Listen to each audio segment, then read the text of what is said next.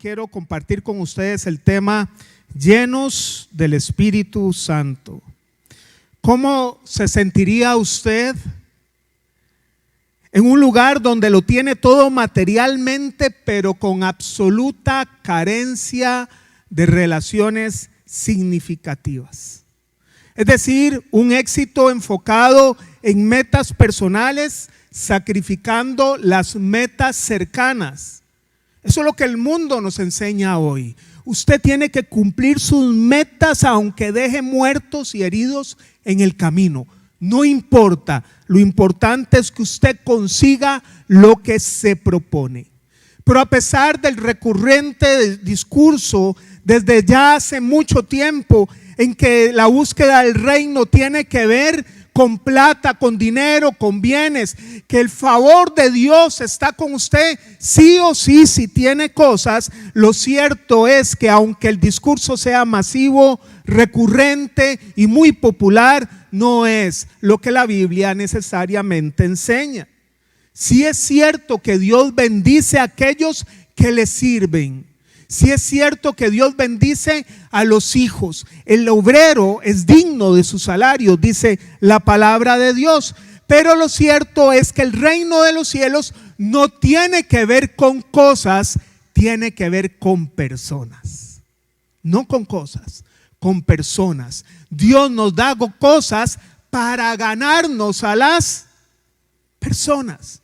El reino de los cielos tiene que ver con las personas. Las personas son el activo más importante del reino de los cielos. El amor de Dios se desbordó a toda la humanidad sufriendo en aquella cruel cruz. Mateo 13:44 dice la palabra: además, el reino de los cielos es semejante a un tesoro escondido en un campo, el cual un hombre halla y lo esconde de nuevo, y gozoso por ello va y vende todo lo que tiene y compra aquel campo.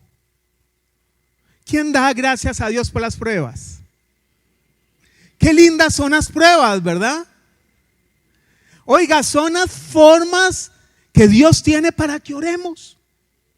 Oiga, cuando la plata sobra, cuando todo está bien, cuando usted tiene plata para salir, para ir al cine, para ir a pasear en todo tiempo y no pasa ningún problema, posiblemente las oraciones sean un poquito diferentes a cuando estamos probados. Porque las pruebas nos enseñan a depender de Dios y a volver a clamar con el corazón. Hay momentos donde sentimos un estado de confort. Mira, lo voy a tocar un toquecito para que se vuelva a disciplinar en rogarme a mí. Cuando veo ese texto es muy diferente ahora. Ahora uno puede conseguir algo material y dejar a Dios. Ya no me congrego porque es que vieras cómo tengo que estudiar. Vieras esa maestría me está sacando las canas. O necesito hacer más dinero, estoy estriando. Estoy tomando otras fuentes de provisión que estoy usando los domingos. Cuando la palabra de Dios dice: el que realmente ha encontrado el reino de los cielos, ¿qué hace? Vende todo lo que tiene y toma aquello que encontró. Es muy diferente. El reino de los cielos no es una base acumulativa material en detrimento de las personas. Al contrario, es una base desprendida para alcanzar a las personas. Usted puede tener padres que los dos trabajen, que ganen bien, pero no tienen encuentros con sus hijos. No hay relaciones significativas. Se le ha dado la vuelta al reino de los cielos. Una base de desprendimiento. El Señor Jesús dijo en primera instancia, en Mateo 10, 5 al 7, Jesús envió a estos 12 con las siguientes instrucciones: no vayan a comunidades de los gentiles, ni entren en ningún pueblo de los samaritanos, vayan más bien a las ovejas descarriadas del pueblo de Israel. Donde quiera que vayan, prediquen este mensaje. ¿Cuál es? El Señor lo va a hacer chocar con el tren de la bendición. ¿Ah? ¿Cuál era el mensaje? El reino de los cielos está cerca. ¿Y qué demanda el reino? Renuncia. Ve, encuentra el reino, vende todo lo que tiene y compra aquel tesoro escondido. Y después lo que dijo el Señor es que ya no era solo Israel, sino que las personas son tan importantes que vamos a extenderlo a todas las naciones. Mateo 28:19, por tanto vayan y hagan discípulos de todas las naciones, bautizándolos como fue hoy, en el nombre del Padre, del Hijo y del Espíritu Santo. La primera venida de Jesús fue nuestra Pascua. Al igual que el pueblo de Israel, la Pascua se celebraba para ver su liberación del ángel de la muerte, la última plaga en Egipto.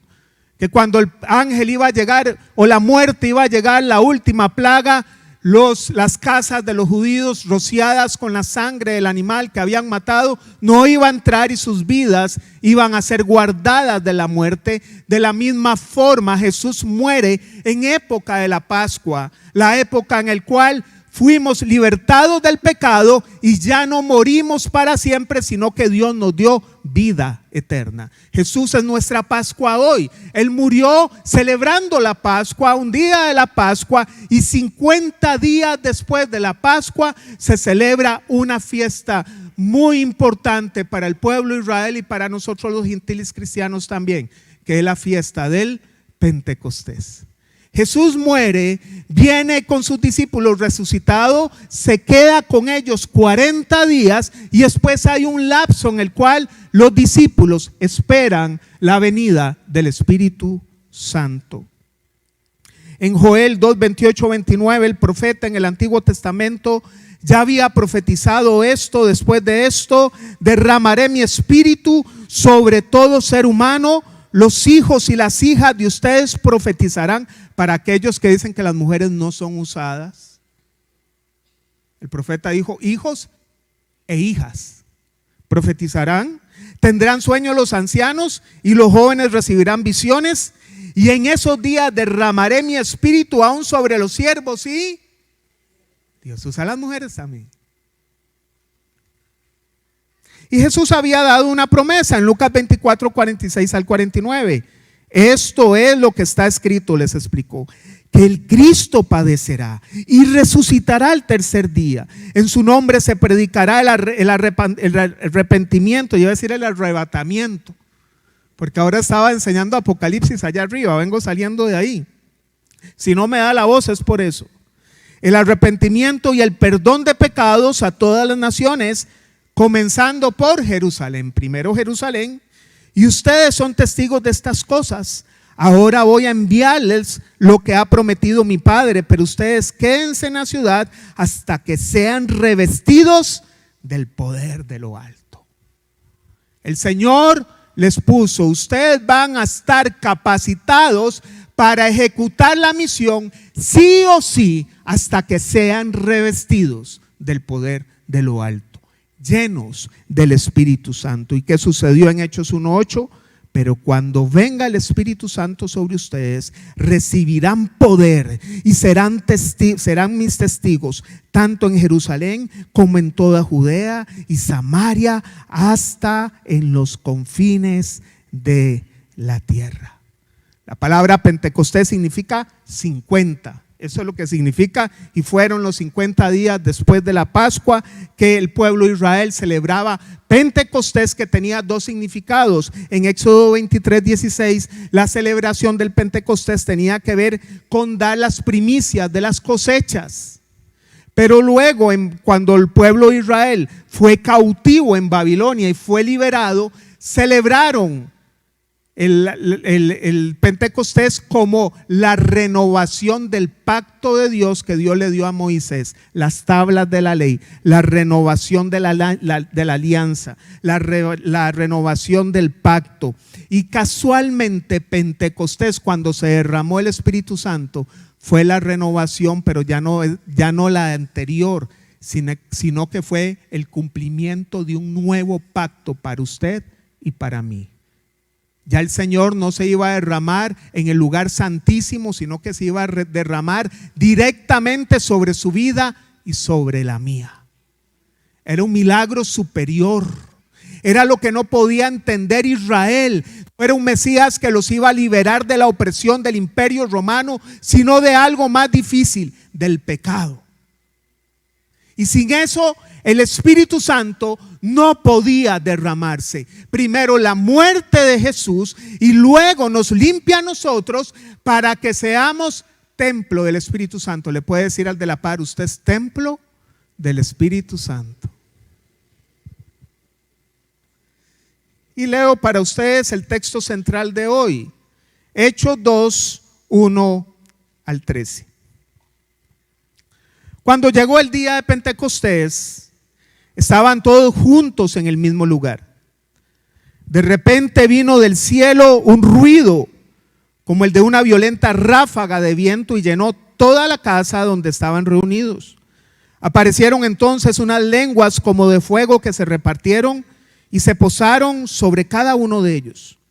Todos fueron llenos del Espíritu Santo y comenzaron a hablar en diferentes lenguas según el Espíritu les concedía expresarse. Estaban de visita en Jerusalén judíos piadosos procedentes de todas las naciones de la tierra. Al oír aquel bullicio, muchos corrieron al lugar y quedaron todos pasmados porque cada uno los escuchaba hablar en su propio idioma. Desconcertados y maravillados decían: ¿no son galileos todos estos que están hablando? ¿Cómo es que cada uno de nosotros los oye hablar en su lengua materna? Partos, medos y elamitas, habitantes de Mesopotamia, de Judea y de Capadocia, del Ponto y de la provincia de Asia, de Frigia y de Panfilia, de Egipto y de las regiones de Libia cercanas a Cirene, visitantes llegados de Roma, judíos y convertidos al judaísmo, cretenses y árabes, todos por igual los oímos proclamar en nuestra propia lengua las maravillas de Dios. Desconcertados y perplejos se preguntaban: ¿qué quiere decir esto? Otros se burlaban y decían: lo que pasa es que están borrachos. El marco histórico que nos indica Lucas es la fecha del Pentecostés, y por lo tanto esta era una de las 3 fiestas obligatorias que Israel debía hacer. Debía escoger en la tradición de tiempos de Jesús al menos una de las 3 obligatorias para celebrar una de las fiestas, o la Pascua, o la fiesta de los tabernáculos, o la fiesta de Pentecostés.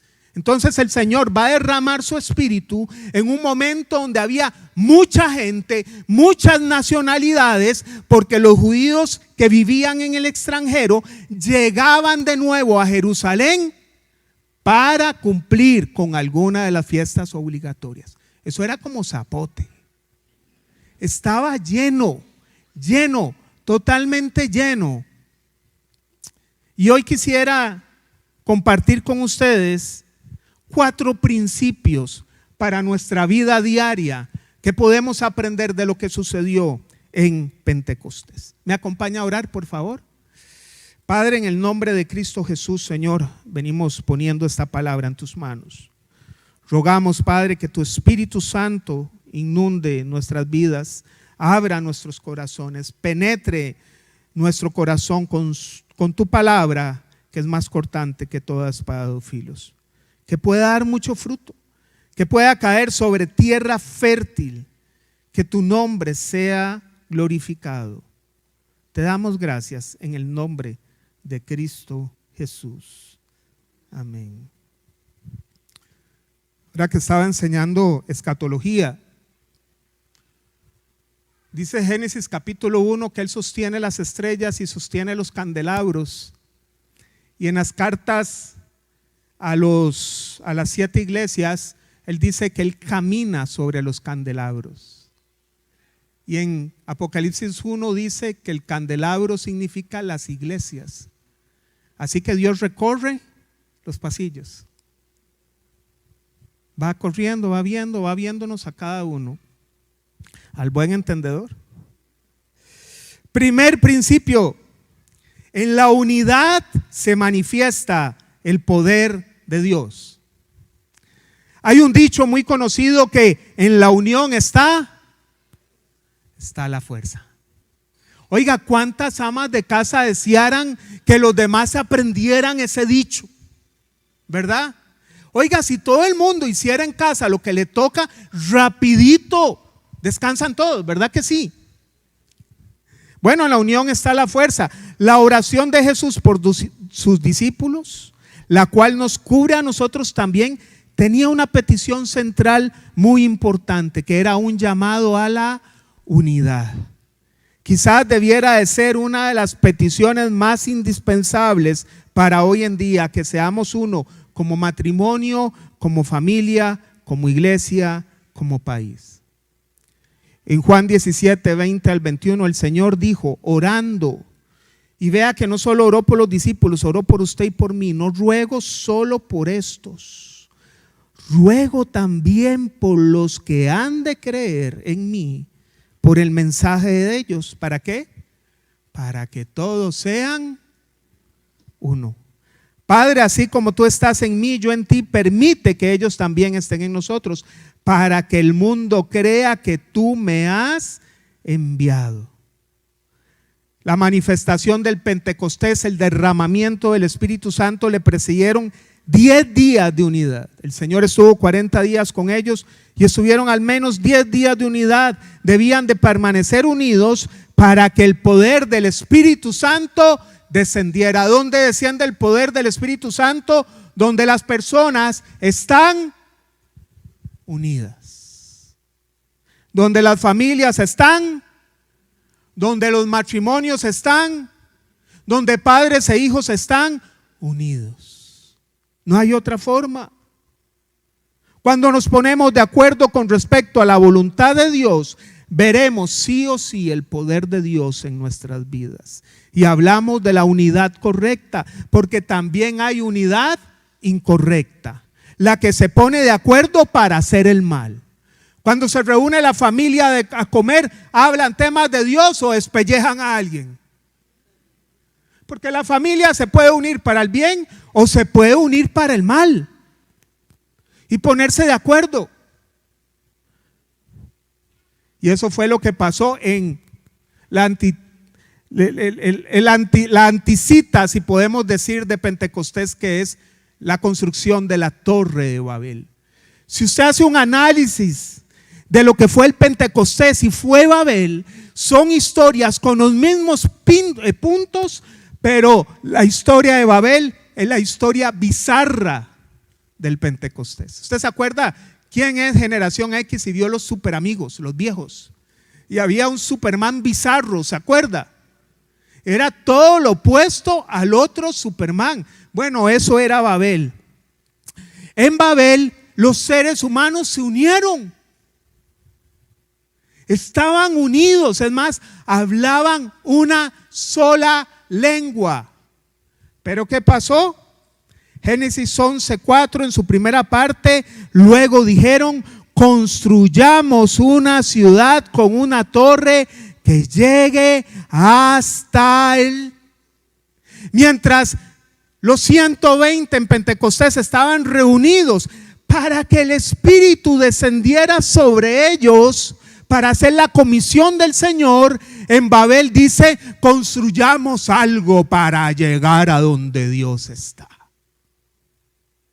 Ve cómo pueden haber unidades diferentes. Además, los discípulos de Pentecostés estaban unidos por obediencia a Dios. Jesús les había dicho que permanecieran unidos hasta que llegara el Espíritu Santo, mientras que los hombres de Babel estaban unidos por sus propios deseos.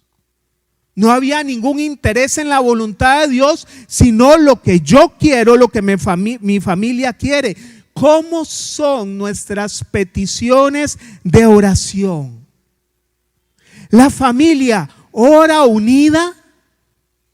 Hay un plan conjunto, un norte común en nuestras peticiones. Cuando la familia ora, se pone de acuerdo para clamar a Dios. Es ahí donde veremos descender a Dios. Pregúntese en casa, ¿qué está pasando? Tu petición es la mía, tengo que decirle a los miembros de la casa. Si usted está en familia, dígale, tu petición es la mía y la mía es la tuya. Dice la palabra de Dios, llévense las cargas los unos a los otros. Y en nuestra oración no hay carga por los demás. Es una oración que difícilmente descienda la gloria de Dios ahí. Pero cuando realmente llevamos las cargas los unos por los otros, el Pentecostés desciende en la casa.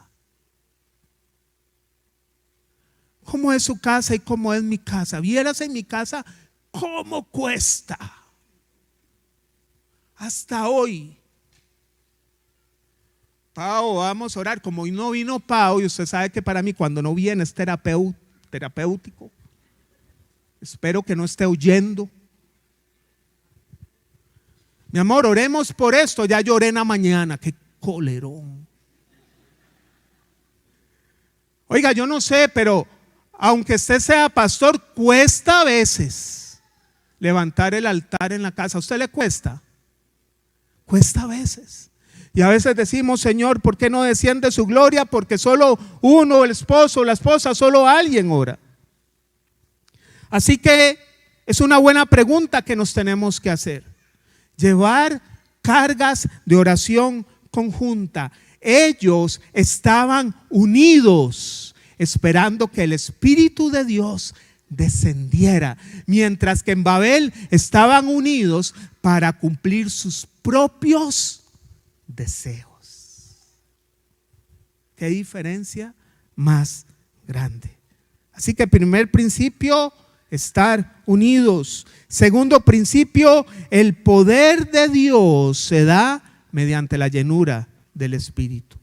Si hablamos de la unidad correcta, también es necesario que hablemos del corazón correcto. El poder del Espíritu se iba a derramar sobre corazones alineados con Dios.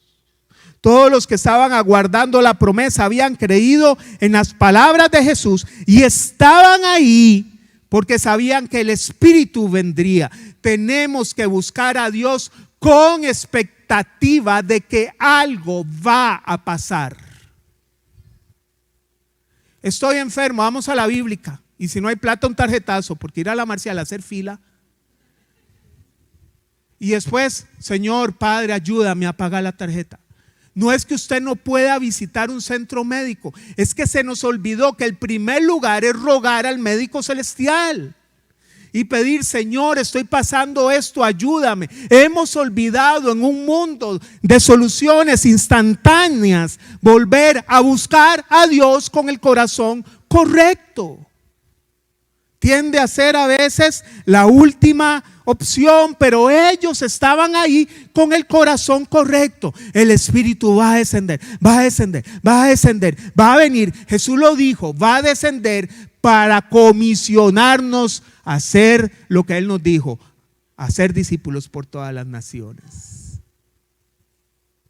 Es ir al Señor con expectativa. Hoy el mucho estudio y la mucha letra nos puede haber mermado la expectativa. Es realizar disciplinas espirituales por hacerlas como una regla o costumbre, formando una religión, pero no una vida. Tenemos que ir como aquel hombre que fue creyendo después que Jesús le dijo, ¿cómo que si puedo? Él le dijo, Señor, ayuda a mi incredulidad. Muchos vamos a la oración derrotados. Parece que el evento del Pentecostés fue un evento pasado. Ya Dios no hace milagros, ya no hace prodigios. Pero déjeme decirle que la palabra de Dios dice que Jesucristo es el mismo ayer, hoy y por los siglos. Hizo milagros antes, los hace hoy. ¿Qué ha pasado? Hemos dejado de creer. Hemos dejado ir a Dios con expectativa. Señor, dame fuerzas para soportar a este esposo, Señor. Porque ya voy derrotado, me tocó vivir así, derrotada, me tocó vivir así. Pero si vamos como expectativa, Señor, transfórmalo en el nombre de Jesús. Háblale al corazón. Pero a veces vamos derrotados. Usted está desempleado, dice, Señor, en el nombre de Jesús, dame ese trabajo, Señor, aunque yo sé que hay otros más calificados que yo, Padre. Vamos derrotados. mi hijo le da el anillo de compromiso a la prometida, a Paula, y el día que se lo da recibe la noticia que la organización extranjera donde él trabajaba se iba de Costa Rica y los iban a despedir. Y los dos trabajaban ahí. Fueron 3 meses sin trabajo. Después lo llaman, tiene el trabajo días antes de casarse. Dios lo bendice, se da todo lo del matrimonio. Tienen un viaje a República Dominicana, alguien se lo dio. Dije, deme el número para llamar a esa persona. Y hace poco, y entró ganando bien y me dice, papi, renuncié porque me llamaron de otro lugar y me ofrecen $1,000 más. Entró el lunes. Pero él me dijo algo, papi, gracias por enseñarme a diezmar. Nunca he dejado de diezmar aún en el tiempo de prueba. Y Dios es fiel. Y yo le dije, cuando usted se une y hace las cosas a la manera de Dios, Dios nos prueba, pero tu postrer estado, como dice Job, será mejor que el primero. Dios nos prueba. Debemos ver al Señor con fe de que algo va a pasar. Muchos eruditos han creído que fue un evento único del poder de Dios, pero lo cierto es que el poder es un elemento inherente del Espíritu. El Espíritu no da poder, Él es poder en sí mismo. Y si el Espíritu mora en usted, ¿qué hay en usted? Poder. Amén. Pero tiene que creerlo. Segunda de Timoteo 1:7 dice, pues Dios no nos ha dado un espíritu de timidez, sino de poder, de amor y de dominio propio. Así que el poder de Dios está disponible en medio de la unidad y el corazón que sabe pedir correctamente.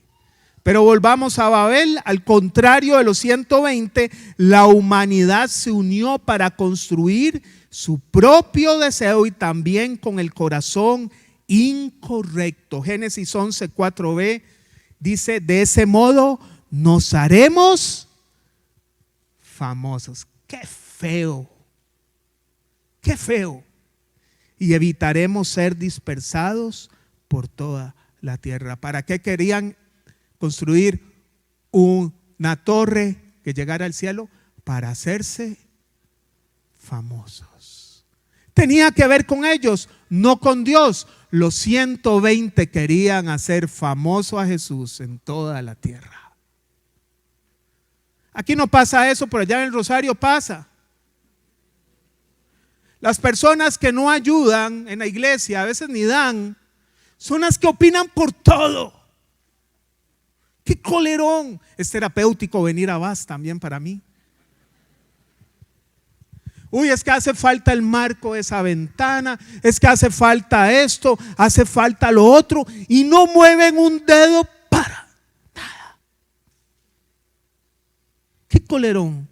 ¿Verdad? Eso está en su familia, que es su iglesia primaria, ¿verdad? Y hay gente que opina, uy, ese piso sí quedó mal y esa ropa quedó manchada, y no levanta ni la ropa que se queda cólera. Bueno, hay personas que lastimosamente piensan solo en ellos mismos. Hay una canción de Marcos Vidal que dice, y si alguna vez me alzase con soberbia y pretensión, intentando ser yo mismo el autor, hazme ver tu cuerpo herido y avergüénzame, Señor. A ti la gloria, solo a ti el honor. Los dones y el poder del Espíritu no son un medio de fama personal, son una responsabilidad para cumplir una misión. Dios te dio poder para cumplir una misión. Dios te dio poder para cumplir una misión de Dios. Sin el poder del Espíritu, la gran comisión sería inefectiva. Cuidado con alguien que se presenta como el ungido de Jehová, porque ustedes también son ungidos de Jehová. Dice la palabra, y ustedes tienen la unción del Santo.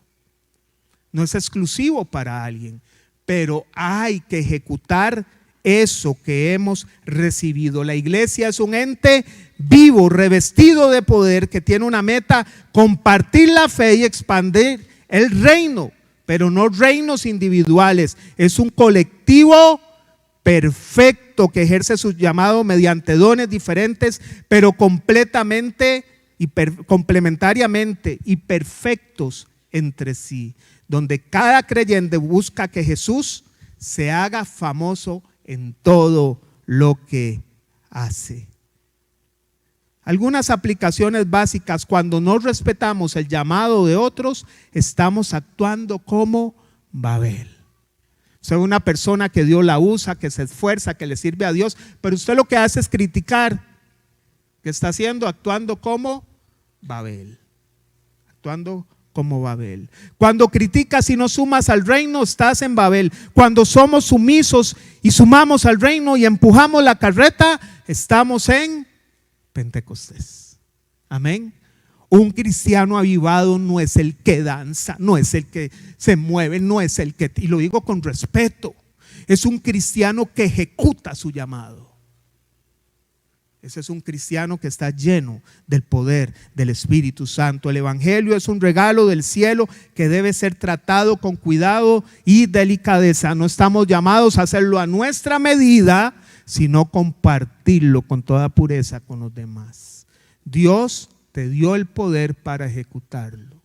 Dios te invistió de poder para que seas alguien activo en tu iglesia y en tu congregación. Tercero, el poder de Dios lleva a luz y no a confusión. Jesús es el pan de vida, es un alimento que está disponible para todo el que se lo quiera comer. El deseo de Dios es que las personas se condenen o se salven. Se salven. ¿Por qué Dios habla? ¿Por qué Jesús habló del infierno? Para que la gente no se vaya ahí. ¿Por qué Jesús habla en Apocalipsis que van a haber 7 sellos, 7 trompetas, 7 copas, juicios tremendos? ¿Para qué Dios lo pone? Para que la gente no sea partícipe de esos juicios y se convierta al Señor. El deseo de Dios es que todos se salven, y vivimos tiempos muy desafiantes para la fe, donde las personas desean un Dios que se alinee a ellos nada más, a sus deseos, a sus cosas, a sus gustos, a sus preferencias, a sus condiciones, y ese no era el corazón de los creyentes del Pentecostés. Era un corazón muy diferente, muy diferente. ¿Por qué hoy no necesitamos la ley de Moisés? Porque hoy no estamos en la ley. Porque se supone que alguien que tiene el Espíritu Santo, esa ley fue escrita en el corazón. Ya no hay que decirle tanto, vea, no haga eso. Ya su naturaleza le dice, no hagas eso. Decía ayer, me decían algunos jóvenes, es que vieras cómo lucho yo con el pecado sexual. Me vienen las mentes y es muy difícil a todos, no solo usted, a mí, a todos. Es que yo me quedo ahí con mi novia y caigo, ese es el problema. Porque el deseo sexual y la tentación no se enfrenta, se huye, se sale corriendo. ¿Quién le dijo a usted que usted le iba a enfrentar y le iba a decir, venga para que vea qué fuerte soy? Démonos una apretadilla y vea cómo aguanto, que yo no voy a caer. ¿Ah? ¿Qué hizo Moisés? José corrió. ¿Qué le dijo Pablo a Timoteo? Huye de las pasiones juveniles. No se enfrenta a eso, se huye. Usted le sale una imagen, ¿qué hace? Huya. No experimente, porque si no, quedamos atrapados. ¿Por qué huimos? Porque la ley ya no está en tablas de piedra, se escribió aquí. Algo te dice, no veas eso, eso me deshonra, eso me ensucia. Eso ensucia mi relación contigo. Eso te daña la mente. Huye, huye, jale corriendo. Así que el poder de Dios en aquel momento se manifestó. Pero vea qué interesante, y esto lo voy a decir con mucho respeto, pero creo que en las vidas es nuestra línea.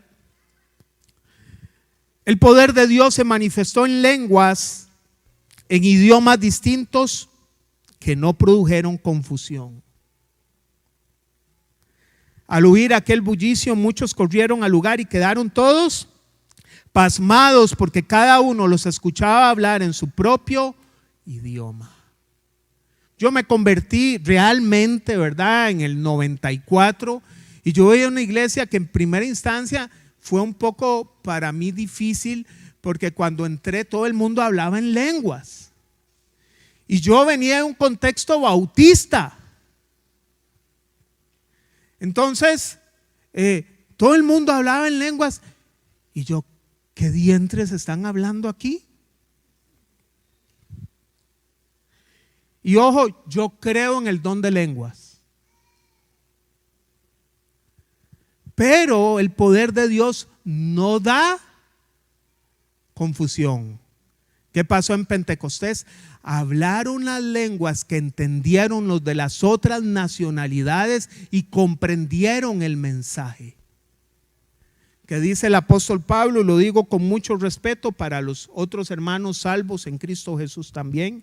Pablo dijo en 1 Corintios 14, 22, 25, de modo que el hablar en lenguas es una señal no para los creyentes, sino para los incrédulos. En cambio, la profecía no es señal para los incrédulos, sino para los creyentes. Así que si toda la iglesia se reúne y todos hablan en lenguas y entran algunos que no entienden o no creen, ¿no dirán que ustedes están locos? Pero si uno que no cree o uno que no entiende entra cuando todos están profetizando, es decir, traducir lo que la persona dice, se sentirá reprendido y juzgado por todos, y los secretos de su corazón quedarán al descubierto. No crea que las profecías a la iglesia de Corintios es así, dice el Espíritu Santo, Dios va a derramar muchos millones de colones sobre ti, sino que dice que quedará al descubierto. Qué duro, ¿verdad? Como una profecía que yo escuché hace mucho tiempo. ¿Qué profecía? Decís que no la tenés y debajo de la cama la ves. En una revista pornográfica en ese tiempo. Eso fue real, es de la historia real. Pero en aquel momento era para descubrir un pecado oculto. Pero imagínense que el poder de Dios no era hablar en lenguas por hablar. Dice Pablo, si alguien se reúne en la iglesia, a lo más 2 o 3 y que haya interpretación. Pero ve cómo hemos hecho un Dios a nuestra manera, ¿verdad? ¿Y qué pasó en Babel? ¿Qué pasó con las lenguas? Fue diferente. Génesis 11, 6 al 8. Entonces el Señor dijo: todos forman un solo pueblo y hablan un solo idioma. Esto es solo el comienzo de sus obras, y todo lo que se propongan lo podrán lograr. Será mejor que bajemos a confundir su idioma para que ya no se entienda entre ellos mismos, no se entiendan entre ellos mismos. De esta manera el Señor los dispersó desde allí por toda la tierra, por lo tanto dejaron de construir la ciudad. Mientras que en Babel Dios dio lenguas para confundir, en Pentecostés Dios dio lenguas para que la gente se convirtiera y entendiera el mensaje. Porque en Dios no hay confusión, hay luz. Siempre habrá luz. Si peleamos contra Dios, siempre seremos derrotados como los de Babel. Cuando nos rebelamos contra Dios, su poder está en nuestra contra. Pero cuando nos doblamos ante Dios, su poder está a nuestro favor. Y termino con el otro principio. Entonces recuerde, estar unidos, ir en el poder, que es estar en el corazón, con el corazón correcto, pedir con el corazón correcto, alineado a la voluntad de Dios. No pida: Señor, quítame este esposo y dame otro. Esa oración no la va a escuchar el Señor. Este hijo, Señor, llévatelo. Eso no va a suceder. Tercero, recuerde, Dios no es un Dios de confusión. Dios es un Dios de luz. Y termino, el poder de Dios nos capacita para la misión. Por último, lo sucedido en Pentecostés nos revela que Dios usa corazones que se disponen. No se enfoca en intelectuales o personas de alta alcurnia. No se trata de habilidad humana como en Babel, sino del poder de Dios. La pregunta que se hicieron los que oyeron el mensaje era: ¿no son galileos todos estos que están hablando? ¿Cómo es que cada uno de nosotros los oye hablar en su lengua materna? Ellos no eran teólogos, no eran ingenieros, no eran los de la provincia de Galilea al norte del distrito o del país de Palestina, que así se llamaba Israel en tiempo del Imperio Romano. Eran las personas de Israel más ignorantes, menos letradas, menos estudiadas, pero Dios las usó. ¿Por qué? No eran intelectuales, pero estaban llenos del poder del Espíritu Santo. Vaya a un seminario, gradúese, eso es bueno, pero sea lleno del poder del Espíritu Santo. Y la gente quiere saber Biblia, y que cuándo saldrá el anticristo, y cuándo esto, detalles de la Biblia. Pero Dios lo que quiere es vestirlos de poder para que salven personas. Esa es la misión del Señor. Imagínese usted un Galileo ignorante, que no tiene estudios, que con costo se le entiende su lengua natal, y de repente le hable a usted en su idioma perfectamente las maravillas de Dios. Muchos llamados no se han dado porque les ha dado miedo tomar el paso. Yo he visto en mi vida cristiana personas que me dijo: a mí el Señor me habló que me iba a llevar por las naciones, pero nunca pasó nada porque les dio miedo dar el paso de ejecutar su misión. Pero cuando usted da pasos en ejecutar la misión, el mar se va a abrir. Si el pueblo de Israel no avanzaba al mar, el mar no se abría. Y les pongo esto, perdón que les atraviese a Moisés. Pero en Éxodo dice el Señor, dijo Moisés: quédense quietos y verán la salvación del Señor. Pero el Señor le hace una corrección, suave un toque, Moisés. ¿Qué hacen clamando a mí? Dijo Dios: pónganse en marcha. ¿Está el cristiano orador? Padre, en el nombre de Jesús, Señor, qué bueno, ahora sí está lleno para que vaya y ejecute la misión del Señor. Dice Mateo 24:14: y este evangelio del reino se predicará en todo el mundo como testimonio a todas las naciones, entonces vendrá el fin. ¿Quién es llamado a predicar el evangelio? ¿Quién? ¿Quién? Levante la mano. ¿Quién? Todos. Si usted tiene el Espíritu Santo, va a haber una inquietud para que usted comparta la fe. Póngase de pie, por favor. Quiero que se lleve al corazón algunas conclusiones que me parecen importantes. Lo primero, nuestro mundo está hecho para dividir. El mundo está diseñado hoy en día como un menú a la carta para el espacio personal. Te dan perfiles en Netflix para que cada uno ponga el nombre, o en cualquier programa de streaming para que vean los programas favoritos de este y de lo otro. Y yo me acuerdo las predicaciones de Gigi Ávila, que decía al tele que era el cajón del diablo. ¿Se acuerdan? Ese es el cajón del diablo. Pero le digo algo, antes por lo menos, aunque sea para ver la novela, pero la familia estaba unida delante del cajón. Es que ahora nada pasa. Es que yo estoy viendo esta serie, es que yo estoy viendo la otra, es que a mí me gusta el Real Madrid, es que a mí me gusta el Manchester. Es que no hay unión en las casas. Dios nos llama a la unión, a volver a comer juntos, a orar juntos, a jugar juntos con los hijos. No les dé tablet, póngase en el suelo con ellos, armen legos, armen bloques, hagan cosas. Ya está científicamente probado que el uso de las tablets en menores de edad quita la sensibilidad de los jóvenes. Hoy hay casos de parejas recién casadas que no tienen intimidad, porque es una generación que ha perdido la sensibilidad. Hay que volver a las relaciones, hay que volver a charlar juntos, a hablar con la esposa, a hablar con el esposo, a hablar con los hijos. ¿Cómo fue tu día?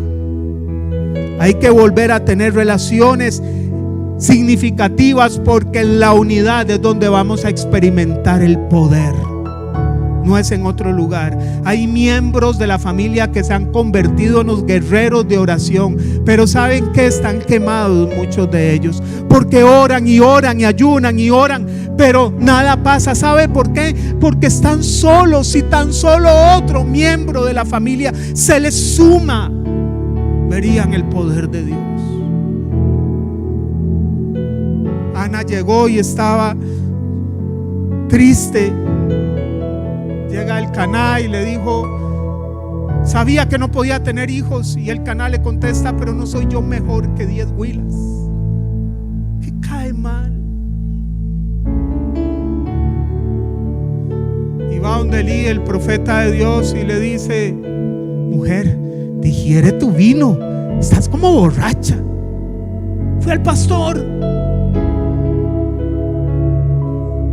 ¿Sabe cuándo sucedió el milagro y vino Samuel en el vientre de Ana? Dice que al día siguiente el Caná fue con ella a adorar al Señor. Cuando al marido le cayó la peseta, se le encendió el bombillo y se puso a orar con la esposa, el milagro sucedió. Hay que empezar a orar juntos. Dios se interesa por nuestras peticiones. A Él le gusta que le pidamos. Hay una orden del Señor: pidan y se os dará.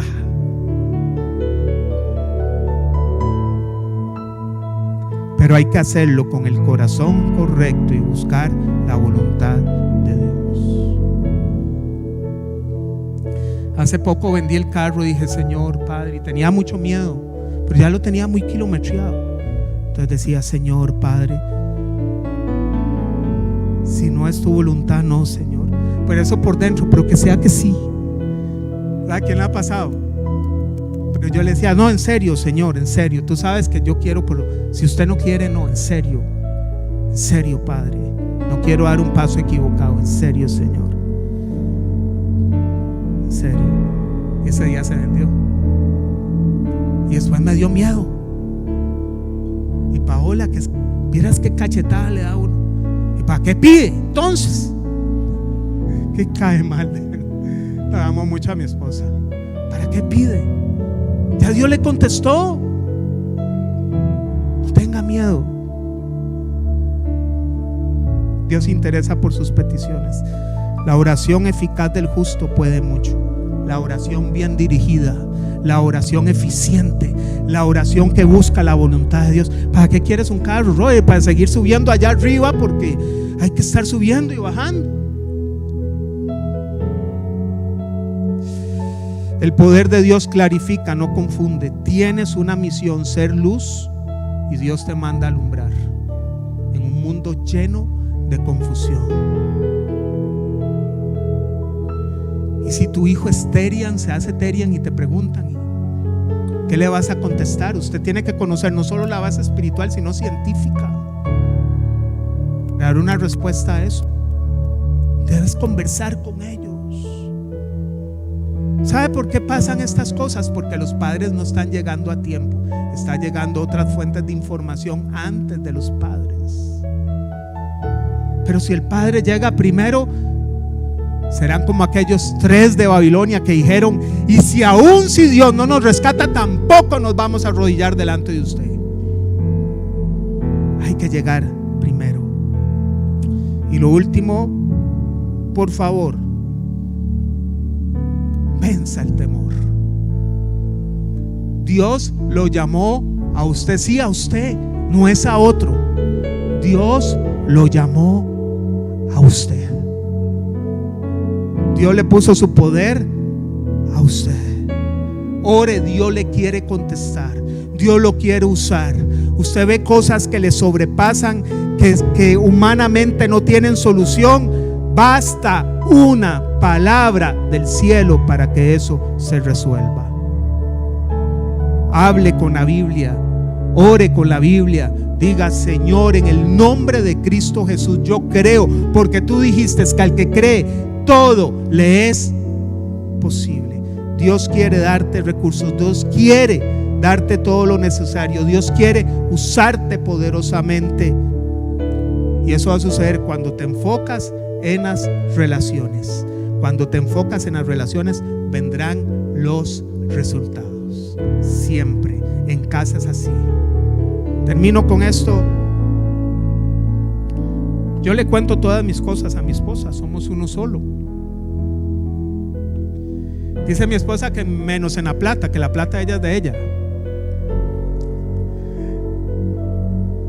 Pero Pau me dijo algo hace como un par de meses que me caló. Y me dijo: si usted y yo estamos bien, todo va a estar bien. Me caló esa frase. Yo quiero que cierre sus ojos y revise su casa.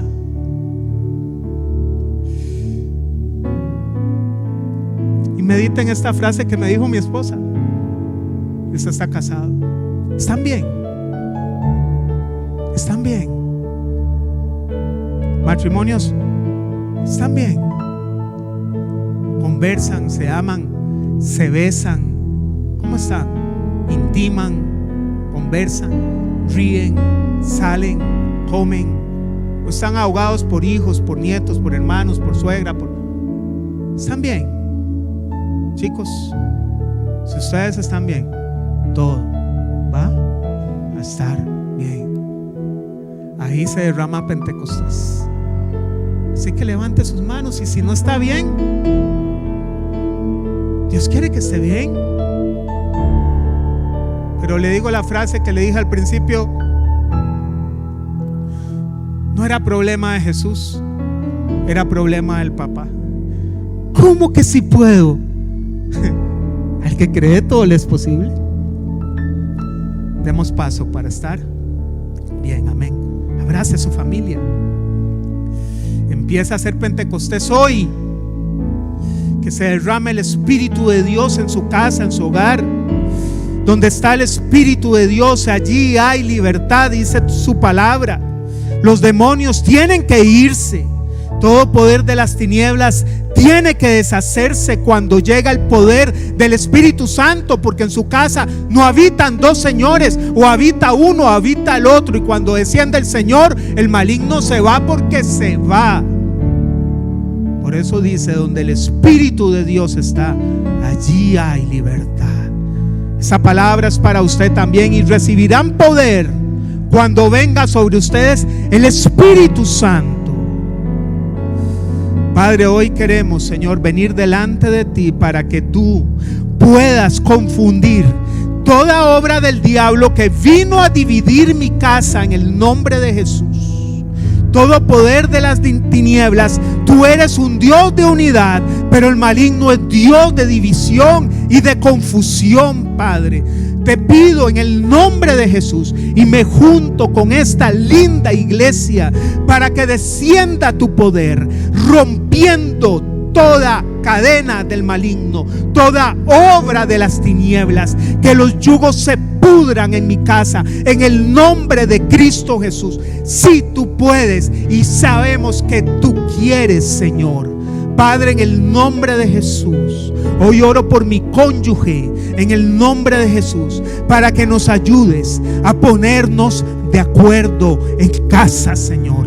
Vuélvenos el corazón el uno al otro. Que ya dejemos de buscar los temas personales. Que ya no sea tu meta y mi meta, sino nuestra meta. Que ya no sea tu petición y mi petición, sino nuestra petición. Que ya no sea tu problema y mi problema, sino nuestro problema, Señor, para que tú desciendas. Hoy venimos delante de ti con expectativa de que algo va a pasar. No es emoción, es realidad, es verdad, Señor. Está en tu palabra. Al que pide se le dará, al que toca se le abrirá. Hoy tocamos a la puerta.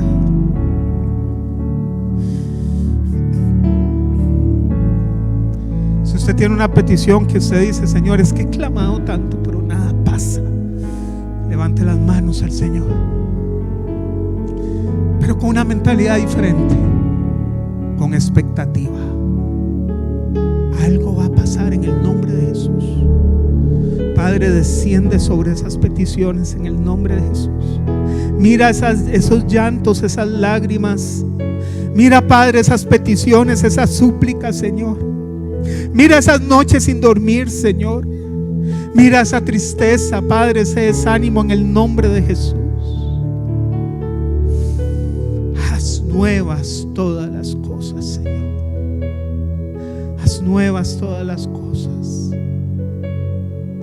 Derrama de tu espíritu, Señor, en el nombre de Jesús. Desciende con tu espíritu, Padre. Desciende con tu espíritu en cada hogar, en cada familia, Señor. Reina en esa casa. Llénalos de tu poder, Padre, en el nombre de Jesús. Desciende con tu poder. Desciende con tu poder, Señor. Desciende con tu poder. Dígale a su familia para terminar y ore por él. El Señor descienda sobre ti. El poder de Dios descienda sobre ti. Si usted sabe que el que está a la par ha estado afligido por algo, ore por él y dígale: el poder de Dios desciende sobre ti. Es suficiente. Dios sabe tu petición. Suficiente. Él desciende sobre ti. Él desciende. Él está ahí. Él está ahí. Él se pasea. Yo me paseo entre los candelabros. Yo me paseo en la iglesia. Te visita. Visita tu vida. Visita tu corazón. Porque no hay nada imposible para los que creen. Amén. Padre, hecho está. Lo creemos. Llévanos con bien a casa, Señor. Visita nuestras vidas y ayúdanos a renovar la palabra que es viva y eficaz. Gracias, porque como cantamos ahora, Señor, tú estás a nuestro lado. Tú siempre nos ayudas, siempre nos escuchas. Estamos convencidos de ello. En el nombre de Cristo Jesús. Amén y amén. Que Dios los bendiga y que la paz de Dios sea sobre ustedes.